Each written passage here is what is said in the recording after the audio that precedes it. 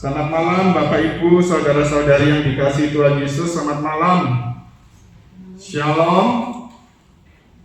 Pada malam hari ini, pada penutup untuk bagian Basic Christian Maturity atau kemudian tentang dasar kedewasaan Kristiani, kita akan mengadakan satu doa yang kemudian kita biasa sebut dengan doa pemataan ikatan.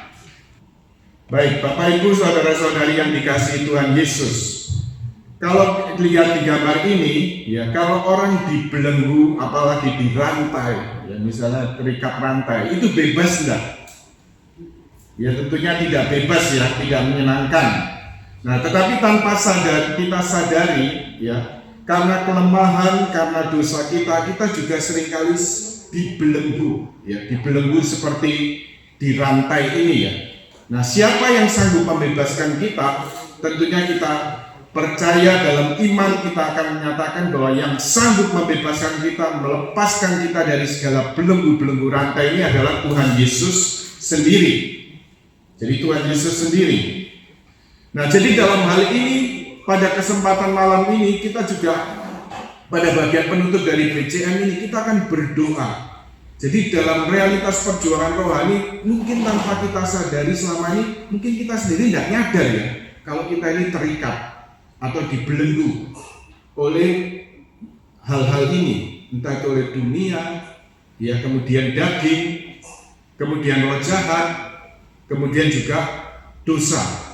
Nah, pada malam hari ini kita akan berdoa dan mohon supaya Tuhan dengan kuasa Roh Kudus-Nya melepaskan kita dari segala ikatan-ikatan itu.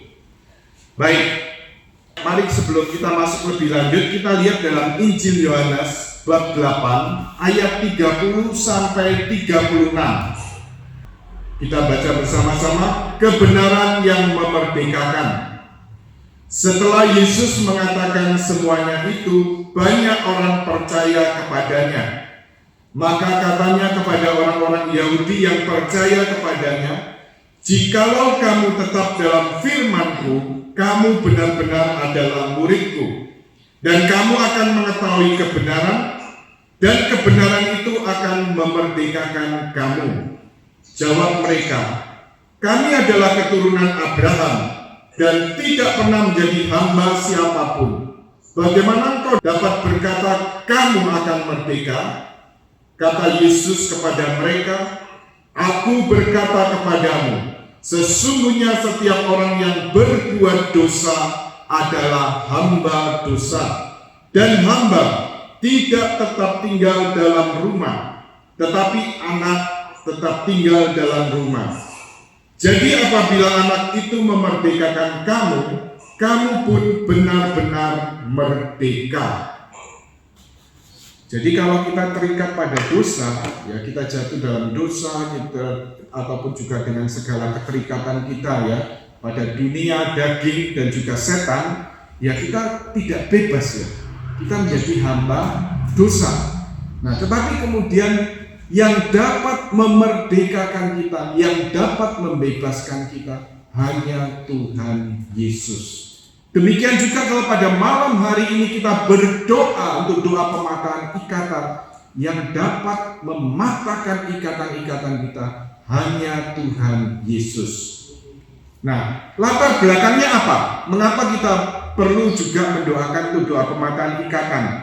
Sebenarnya dalam tradisi Katolik, ya, lebih-lebih dalam penerimaan sakramen pengakuan dosa pada zaman dahulu, ya, ini merupakan suatu hal yang biasa, ya. Jadi kalau seorang imam di ruang pengakuan itu menghadapi peniten, jadi orang yang mengaku dosa, itu seorang pendosa berat atau seorang yang keras hati atau kemudian jatuh terus-menerus ke dalam dosa yang sama, atau kemudian tidak berdaya karena dosa-dosa itu, maka seorang imam dapat secara rahasia juga dapat mendoakan supaya segala roh jahat yang mengganggu dan mengikat orang ini sehingga dia terus jatuh ke dalam dosa yang sama, supaya roh jahat itu pergi dan juga jangan mengganggu orang itu lagi. Saya berikan beberapa dasar yang dilakukan gereja pada zaman dulu, ya. Dan hampir kemudian praktek ini sekarang mungkin ditinggalkan ya. Jadi hanya menerima sakramen pengakuan tanpa imam secara pribadi melakukan doa pembebasan ya. Sangat disarankan agar para pelayan gereja lebih sering mempraktekkan doa pembebasan sambil mengingat-ingat sabda Tuhan. Dalam nama Tuhan Yesus mereka akan mengusir setan. Dan doa pembebasan ini bisa dilaksanakan tanpa sepengetahuan orang yang bersangkutan. Dari seorang teolog moral ya, jadi yang bernama Naudin. Lalu pengalaman mengajarkan bahwa dalam pengakuan kadang-kadang doa pembebasan dapat dipakai secara rahasia tanpa sepengetahuan peniten dan juga mempunyai hasil yang sangat baik. Jadi hendaknya para imam meniru teladan tokoh suci Pak Lota yang melakukan doa pembebasan pribadi bila mana si peniten tidak menyesal atas dosa-dosanya atau bila mana ia tidak mengungkapkan dosa-dosanya. Jadi ini dari Marx, juga seorang teolog moral.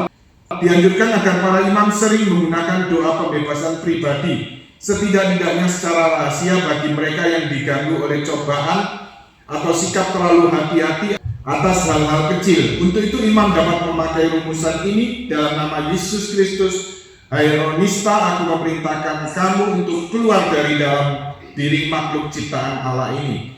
Ini beberapa yang kemudian praktek dalam sakramen pengakuan dosa yang dilakukan para imam pada zaman dulu.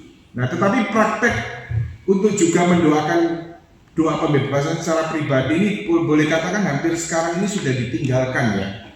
Jadi ditinggalkan karena itu, tetapi ya walaupun kenyataannya praktek ini ditinggalkan ya.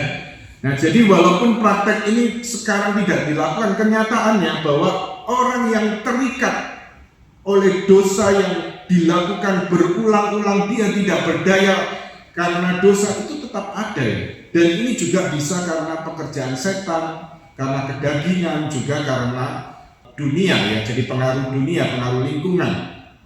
Jadi satu dasar ya. Jadi karena itu kita juga mau melakukan seperti yang kita lihat pada pengajaran tentang menanggulangi kerja roh jahat yang lalu ya. Yang kita lakukan ini adalah doa pembebasan yang sifatnya pribadi ya. Sedangkan untuk yang lebih khusus lagi yang merupakan ibadat resmi gereja yang disebut eksorsisme agung atau eksorsisme resmi, ini hanya dilakukan imam tertentu yang ditunjuk uskup. Jadi tidak semua imam ya bisa menjadi seorang imam eksorsis, tetapi hanya imam tertentu yang ditunjuk uskup. Sedangkan bagi kebanyakan imam, bagi kebanyakan biarawan-biarawati dan juga awam, praktek yang dapat kita lakukan seperti sabda Tuhan dalam Markus bab 16, tanda-tanda ini akan menyertai orang yang percaya bahwa mereka akan mengusir setan-setan atas namaku. Sesuai sabda Tuhan, sesuai firman Tuhan dalam Injil ini, maka kita juga di dalam nama Tuhan Yesus, dalam kuasa Tuhan Yesus, dalam otoritas Tuhan Yesus, kita juga dapat berdoa. Ya, jadi berdoa mohon Tuhan mematahkan ikatan-ikatan dosa yang mengikat kita. Jadi yang mendatangkan ikatan dan juga kemudian bisa ditumpangi roh jahat dalam hal ini, yaitu dosa berat yang dilakukan berulang-ulang, atau kemudian dosa yang menimbulkan adiksi, ya, atau kecanduan atau ketagihan. Ya, berbagai macam dosa yang menimbulkan adiksi ya. Jadi ya bisa jadi karena narkoba atau kemudian terikat pada seorang alkoholik. Ya, ini memang juga selain karena ikatan bisa jadi diikat roh jahat, tetapi barang itu sendiri, narkoba atau alkohol itu memang bersifat menimbulkan kecanduan ya secara kimiawi. Lalu juga dosa-dosa tertentu seperti yang bisa menimbulkan kecanduan, free sex atau juga penyimpangan seks. Lalu kemudian juga ya macam-macam judi, ya jadi perjudian. Lalu kemudian ya segala macam hubungan dengan kuasa kegelapan seperti perdukunan, lalu jimat. Ya orang kemudian hidupnya dia bukan berpegang pada Tuhan, tetapi berpegang pada apa? Jimat yang diberikan oleh seorang dukun. Ya misalnya, saya jadi teringat ya, ini satu pengalaman, misalnya satu waktu yang lalu, beberapa tahun lalu begitu ya, ada ART, ya asisten rumah tangga, lalu kemudian memang kenalan dari ART yang senior di rumah kami begitu ya. Tapi ya nggak tahu ya, ini satu karunia yang seperti yang discernment gitu, membeda-bedakan loh gitu. Tapi saya merasa begitu dia mulai ada di rumah, saya merasa nggak tenang ya. Sampai kemudian pada ART yang senior ini saya tanya, Mak, kita panggilnya biasanya Mak Win, coba tanya, dia ini ada bawa sesuatu enggak? Ya sampai kemudian akhirnya ya dia mengaku, ternyata kemudian ya karena masalah keluarga, dia rupanya biasa setiap beberapa waktu kemudian akan datang ke dukun, dan memang dibawahi dukun itu jimat ya berupa kemudian diserahkan begitu ya. Lalu saya lihat, oh ini dibungkus kain hitam, lalu saya buka isinya kertas, lalu kemudian ada tulisan huruf-huruf begitu ya, jadi huruf-huruf ya pokoknya menyangkut bahasa lain begitu ya, menyangkut bahasa lain gitu hurufnya itu. Nah, lalu kemudian ya rupanya dia ingin suaminya kembali, ya lalu dia datang ke dukun, tapi ya tiap kali rutin, tapi suaminya juga kembali, dan dukunnya ini rupanya dukun terkenal di Surabaya, juga langganannya para PSK ya, jadi langganannya para PSK, dia ceritakan seperti itu ya. Ya jadi dalam hal ini kemudian ya rupanya ya ketika orang terikat pada entah jimat dalam segala macam bentuknya, ya artinya apa? Dia juga perlu sungguh-sungguh dibebaskan oleh kuasa Tuhan Yesus, dilepaskan dari ikatan-ikatan jimat itu, dan jimat itu memang harus didoakan supaya dipatahkan segala ikatan, supaya tidak mengikat lagi roh yang menguasai jimat itu. Ya contohnya ya, tapi juga bentuk-bentuk dosa yang sehari-hari yang mungkin kecil, tapi ya selalu orang jatuh mungkin tanpa sadar, misalnya ngerasani orang, lalu kemudian ya ada kebiasaan-kebiasaan yang mungkin keliru, yang tidak wajar. Ya jadi dalam hal ini kalau kita lihat ya contoh ada kebiasaan yang aneh, yaitu orang setiap hari harus makan gula pasir 1 sendok. Ya, jadi kan walaupun mungkin bukan dosa, tapi itu suatu kebiasaan yang aneh. Nah hal-hal ini yang kemudian ya tadi dosa di mana kita jatuh berulang-ulang, dosa yang menimbulkan adiksi atau kecanduan atau keterikatan pada kuasa kegelapan, dukun tertentu, paranormal tertentu, tenaga tertentu atau jimat-jimat. Nah kita mohon pada malam ini supaya Tuhan sendiri dengan kuasanya mematahkan ikatan-ikatan itu dan menjadikan kita sungguh-sungguh bebas. Ya, sebagaimana yang dinyatakan Tuhan dalam Injil Yohanes bab 8 ayat 30 sampai 36 tadi, Yesus datang untuk memerdekakan dan membebaskan orang yang percaya kepadanya. Tuhan tidak menghendaki kita menjadi hamba dosa. Ya, atau mungkin ya saya katakan mungkin hamba hawa nafsu, hamba perjudian, atau hamba free sex, atau kemudian ya hamba narkoba, atau hamba judi, atau hambanya jimat, ya hambanya pesugihan. Ya Tuhan tidak kehendaki itu, tapi Tuhan sungguh-sungguh mau memerdekakan kita, membebaskan kita untuk menjadi anaknya. Ya, karena itu melalui doa pematahan ikatan ini kita mohon kepada Tuhan untuk membebaskan kita dari dosa-dosa yang mengikat, yang bersifat adiksi atau kecanduan, dan juga intinya dari segala dosa yang memperbudak kita. Ya kita mohon supaya ya memang idealnya kalau ada persiapan, ya misalnya tatap muka atau apa, ada persiapan, disiapkan mungkin dengan sakramen pengakuan dosa dulu. Nah, tetapi kita hidup dalam kondisi pandemi ini memang ya tidak mungkin sesuatu yang ideal yang kita jalani sekarang ya. Tetapi dalam segala situasi yang mungkin tidak ideal ini, kuasa Allah, rahmat Allah juga tetap bekerja. Ya, kuasa Allah, rahmat Allah juga bekerja. Kita mohon segala sesuatu yang mengikat kita, yang memperbudak kita, supaya Tuhan bebaskan, supaya Tuhan mematahkan ikatan-ikatan itu. Tetapi tentu dalam hal ini ada syarat-syaratnya yang harus dipenuhi. Ya, syarat doa pematahan ikatan. Yang pertama ini syarat mutlak, kerelaan dan kemauan untuk bebas. Loh, memang kenyataannya ada orang yang mau bebas. Ada. Ya, saya jadi teringat ini ya. Saya pernah bertugas untuk acara ibadat pertobatan dengan nuansa karismatik begitu ya, jadi dengan keterbukaan pada nubuat, sabda pengetahuan. Ya, kemudian dipakai Tuhan untuk mengungkapkan satu sabda pengetahuan. Di sini ada seorang yang terikat pada homoseksual. Ya, saat ini diminta Tuhan datang untuk sungguh-sungguh bertobat dan mau lepas dari ikatan-ikatan itu. Dan setelah selesai acara, kemudian memang orang ini ternyata datang ya. Lalu dia katakan, so what? Tidak ada masalah. Saya merasa oke aja kok. Ya.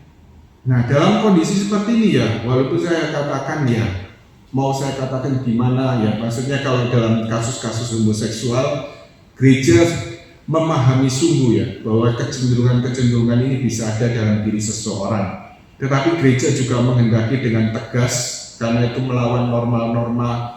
Artinya penciptaan, Allah menciptakan wanita, menciptakan pria untuk bersatu, menjadi satu daging, menjadi suami istri. Lalu kemudian, ya, gereja tetap menekankan satu pernikahan yang artinya apa? Ya tadi, antara pria dan wanita. Nah, tapi kemudian untuk kasus-kasus seperti ini, gereja memahami, tetapi juga menghendaki artinya apa? Orang yang terikat pada hal-hal ini, orang yang punya kecenderungan orientasi seksual yang berbeda ini pada sesama jenis diminta untuk menjaga kemurnian. Jadi sungguh-sungguh membutuhkan rahmat Tuhan untuk tidak melakukan hubungan seks sesama jenis. Ya, tetapi dalam kasus yang pernah saya jumpai, lalu dia katakan ya, so what? Saya merasa oke, tidak ada masalah dan sebagainya dan sebagainya. Nah, dalam kasus seperti ini, kalau poin pertama yaitu untuk kerelaan dan kemauan untuk bebas ini tidak dapat dilakukan, ya saya katakan didoakan 1000 kali pun juga sulit. Kecuali benar-benar rahmat Allah yang bekerja, ya seperti pada Santo Agustinus, atau kalau dalam tradisi, misalnya pada Maria Magdalena dan sebagainya ya. Jadi kemudian orang sungguh-sungguh dapat bertobat secara dalam, ya. Tetapi satu syarat ini, kerelaan dan kemauan untuk bebas, sungguh-sungguh menyadari segala ikatan, segala kelemahan, segala dosa yang membuat dia terikat dan dia merasa sungguh-sungguh tidak bebas. Mungkin pada tanya jawab yang lalu saya berikan satu contoh, ya. Jadi ada seorang ya disebut dalam satu majalah yang kemudian majalah yang cukup terkenal ya.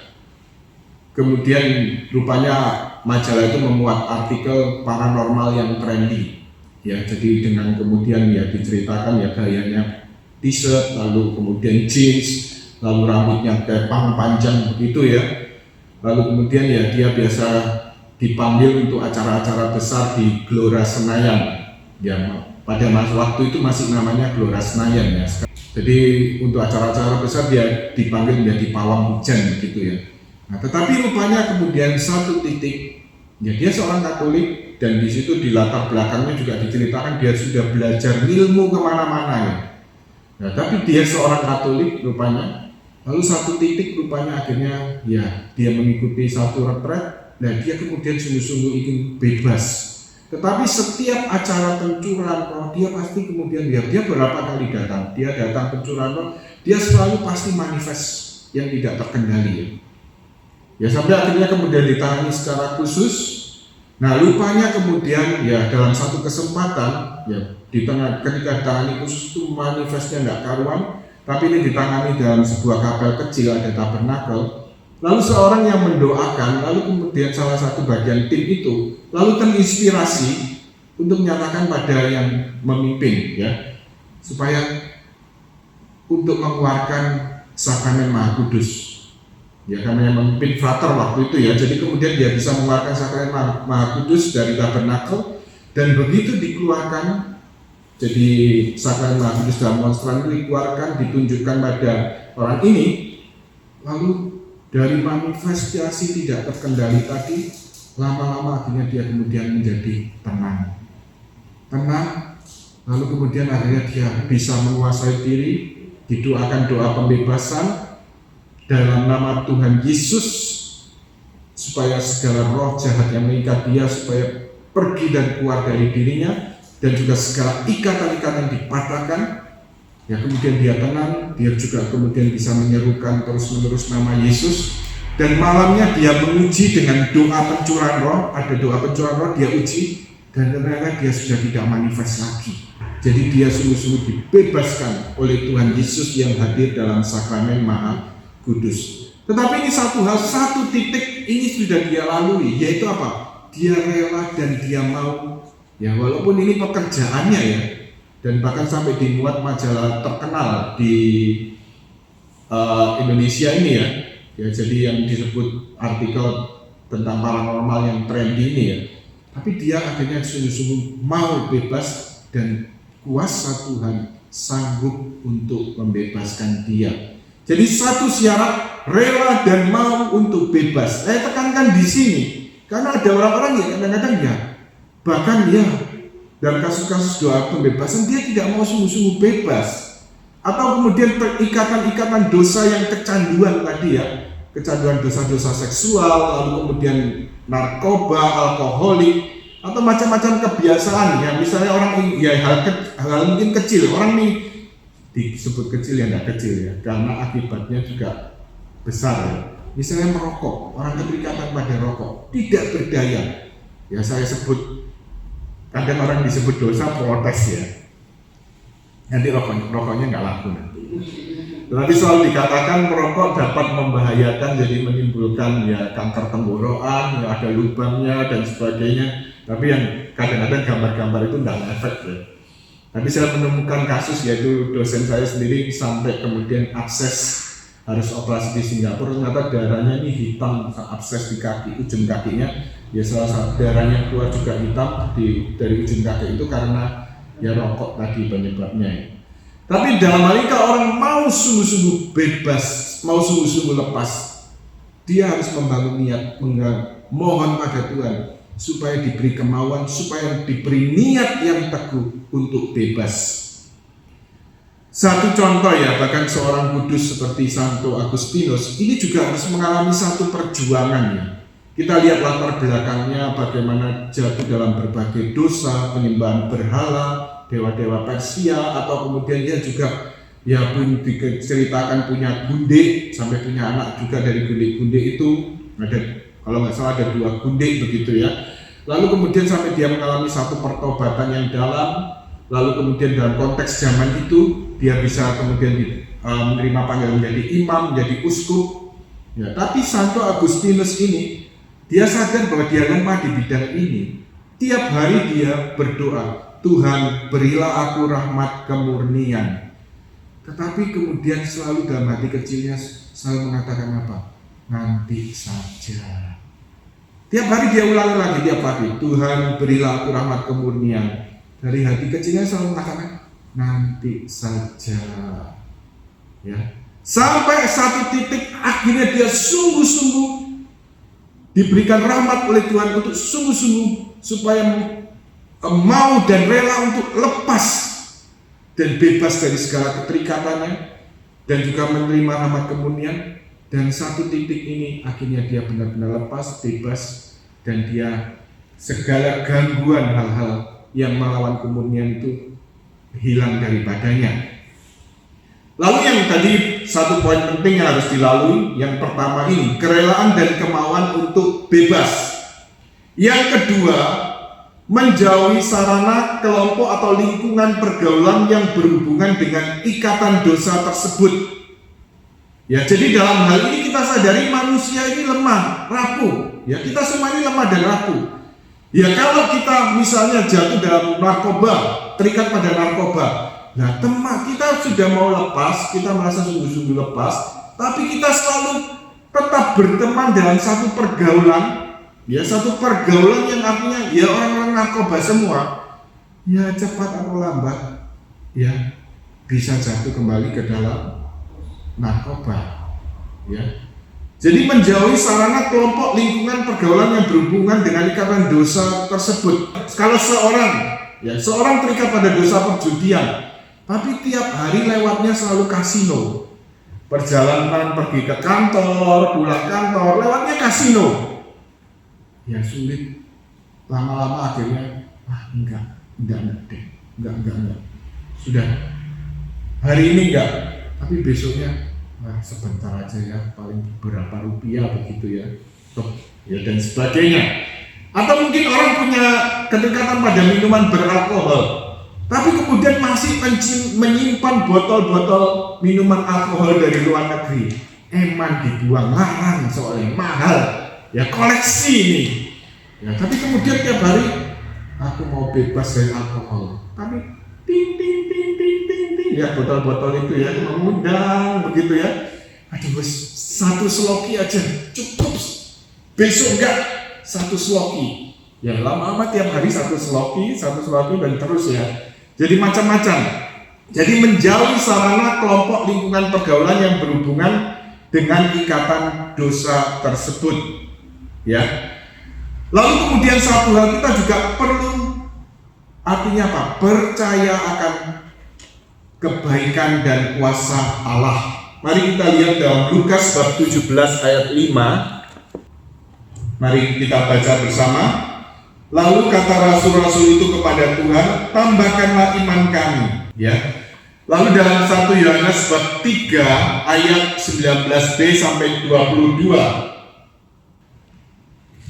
Mari kita baca bersama-sama. Demikian pula kita boleh menenangkan hati kita di hadapan Allah. Sebab jika kita dituduh olehnya, Allah adalah lebih besar daripada hati kita, serta mengetahui segala sesuatu. Saudara-saudaraku yang kekasih, jikalau hati kita tidak menuduh kita, maka kita mempunyai keberanian percaya untuk mendekati Allah. Dan apa saja yang kita minta, kita memperolehnya daripadanya. Karena kita menuruti segala perintahnya dan berbuat apa yang berkenan kepadanya. 1 Yohanes bab 5 ayat 14. Dan inilah keberanian percaya kita kepadanya, yaitu bahwa Ia mengabulkan doa kita jikalau kita meminta sesuatu kepadanya menurut kehendaknya. Jadi dalam hal ini doa pemataan ikatan, apa yang kita lakukan malam ini sungguh-sungguh bersumber pada iman. Ya, Tuhan ingin menyelamatkan kita. Yang paling dirindukan Tuhan adalah keselamatan kita. Segala ikatan-ikatan atau kemudian hubungan-hubungan dengan kuasa kegelapan, tentu seperti kita lihat terdahulu dalam menanggulangi kerja roh jahat, misi setan hanya satu, yaitu apa? Menghancurkan kerajaan Allah. Dia tidak dapat melawan Allah secara langsung, tetapi dia artinya apa? Memberontak kepada Allah. Ya, jadi iblis pun takut dan gentar di hadapan Allah, ya, tidak berdaya di hadapan Allah. Tetapi dalam hal ini yang kemudian menjadi target, menjadi serangan, seperti digambarkan 1 Petrus, lihatlah dia seperti singa yang mengaum-ngaum mencari mangsa. Ya. Nah, tetapi dalam hal ini kita sadar bahwa Allah jauh lebih kuasa dari setan. Ya. Dan kita bersandar hanya pada iman, pada kebaikan dan kuasa Allah yang sanggup melepaskan kita dari ikatan-ikatan, yang sanggup membebaskan kita. Ya, Tuhan mau menyelamatkan kita. Kalau setan tadi mau menghancurkan keselamatan kita atau mau merebut keselamatan kita, Tuhan mau menyelamatkan kita. Karena itu dalam iman kepada Tuhan Yesus Kristus, iman akan kebaikan dan kuasa Allah, kita mohon pada malam ini supaya Tuhan melepaskan kita dari ikatan-ikatan dan membebaskan kita. Dan syarat selanjutnya yang kemudian kita perlu penuhi juga pertobatan yang sungguh-sungguh. idealnya jika memungkinkan, ya next berikutnya ya. Jadi bila memungkinkan, kalau Anda rasa sungguh-sungguh membutuhkan, juga bisa menerima sakramen pengakuan dosa. Lalu kemudian yang kelima, kemauan menyangkal dan melepaskan diri dari ikatan-ikatan tersebut. Jadi bertobat, tetapi juga menyangkal. Nah, menyangkal artinya apa? Saya berikan gambaran ya. Petrus menyangkal Yesus sampai 3 kali dalam Injil ya. Petrus menyangkal Tuhan Yesus sampai 3 kali ya. Artinya apa? Petrus ya, jadi dengan kata menyangkal ini artinya apa? Dia mengatakan tidak mengenal Yesus sampai 3 kali. Jadi merasa tidak mengenal Yesus. Nah, jadi demikian juga menyangkal. Kalau menyangkal kelemahan-kelemahan ini artinya apa? Menyangkal ikatan-ikatan ini artinya apa? Kita mengatakan tidak kenal, tidak mau tahu, tidak kenal lagi pada ikatan-ikatan itu. Pada segala kecenderungan-kecenderungan dosa, pada segala yang jahat tadi. Ya, kita mau sungguh-sungguh lepas, kita tidak mau tahu dengan semua itu. Ya, kemauan menyangkal dan melepaskan ikatan tersebut. Baik, jadi kemudian satu hal yang penting ya sebagai langkah-langkah untuk doa pematahan ikatan, ya ini juga tadi syaratnya ya sebagai syarat. Nah ini sekarang langkah konkretnya yang kemudian nanti melalui persiapan pengendapan Anda akan diarahkan lebih dulu. Pertobatan yang sungguh-sungguh bila memungkinkan menerima sakramen pengakuan dosa. Yang kedua, menyangkal ikatan dengan sungguh-sungguh. Jadi misalnya dengan doa spontan seperti ini. Tuhan Yesus, aku menyerahkan diriku kepadamu, dan mulai saat ini aku menyangkal segala ikatan yang membawa aku pada kecenderungan, ya misalnya dosa-dosanya apa, atau kemudian juga keterikatan pada kuasa kegelapan, pesugihan, jimat, dan sebagainya. Atau tadi ya dosa-dosa tadi, judi, dan sebagainya. Aku menolak ikatan ini dan berjanji akan menjauhi segala yang berhubungan dengan ikatan ini. Ya, tapi satu poin, selain kita menolak dan menyangkal ikatan ini, kita juga mau menyerahkan diri kepada Yesus. Itu suatu langkah yang penting, menyerahkan diri kepada Yesus. Kemudian berdoa untuk pematahan ikatan. Mungkin saya akan mendoakan Anda secara umum kan, dari acara doa ini ya. Tetapi Anda sendiri harus berdoa. Satu poin yang penting, Anda sendiri harus berdoa. Syarat-syaratnya harus dipenuhi. Mau sungguh-sungguh lepas, mau sungguh-sungguh bebas. Lalu yang kedua tadi, ya sederhananya bertobat dengan sungguh-sungguh, menyangkal ikatan-ikatan, segala ikatan yang ada, lalu kita berdoa untuk pematahan ikatan. Dapat kita lakukan dengan doa spontan, jadi disusul kemudian dengan bahasa roh, lalu dengan atau kemudian kalau misalnya belum menerima bahasa roh ya Anda dapat doakan ya terus menerus diulang-ulang ya, atau kemudian menyerukan nama Yesus sebagai variasi ya. Jadi kemudian dalam kuasa dan wibawa Tuhan Yesus, segala ikatan itu diperintahkan untuk dipatahkan dalam nama Yesus. Jadi kita melakukan pematahan ikatan ini dalam nama Yesus, dalam otoritas dan kuasa Tuhan Yesus. Ya, perbandingannya kan orang mungkin melakukan atas nama presiden, misalnya menteri-menteri berbicara atas nama presiden. Nah, tetapi kita saat ini melakukan doa ini atas nama atau dalam nama Tuhan Yesus. Jadi ini tidak baku, tapi ini satu contoh rumusan. Dalam nama Tuhan Yesus Kristus, aku patahkan ikatan, misalnya dosa percabulan, ya, atau ikatan yang mungkin lebih spesifik dosanya apa, di mana terus-menerus jatuh dalam dosa yang sama. Segala ikatan jimat atau pesugihan, misalnya ya. Dan dalam nama Yesus aku lepaskan diriku dari segala ikatan ini. Ya, jadi kita dapat lakukan ini. Ya, bisa disambung dengan bahasa roh, atau mungkin Anda merasa butuh untuk mengulang beberapa kali, silakan.